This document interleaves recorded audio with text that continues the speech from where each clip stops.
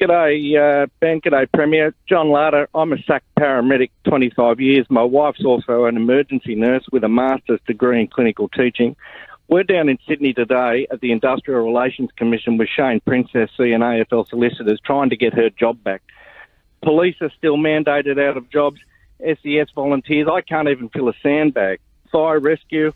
Doesn't it seem disingenuous, Premier, that you're offering through health $10,000 sign-on bonuses for nurses to get back into the industry, and my wife and I can't even work.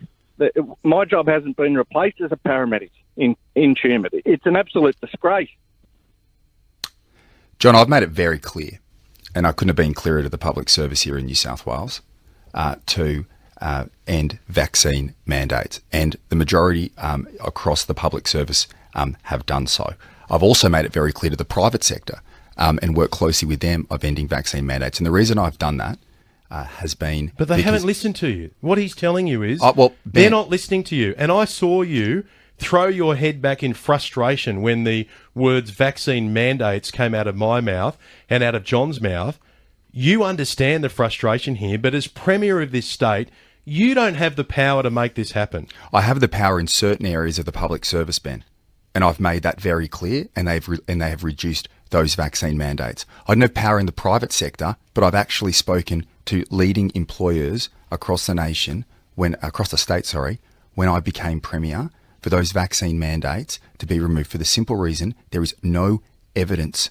There is no evidence that the vaccine stops transmission. How humiliating would it be to work your whole life to become the Premier of this state, have the power seemingly to be able to run the state, and then you have someone else who says, no, I'm not going to follow what the Premier's saying? There are certain areas in the public service where I do not have that power. It's crazy. And in addition to that... and meanwhile, we need nurses in hospitals, we need firefighters out there battling bushfires, and they're sitting on the sideline. Well, Ben, I've made it abundantly clear what my position is on this, and it's based on evidence. There is no evidence that vaccines in the current environment have any impact at all on transmission of COVID. I could not be clearer. So just repeating that, vaccines have no impact when it comes to COVID transmission. And in addition to that, there are areas in the public service, just to John's question, there are areas in the public service prior to the pandemic where certain vaccines were required for employers, a lot of them in a health setting.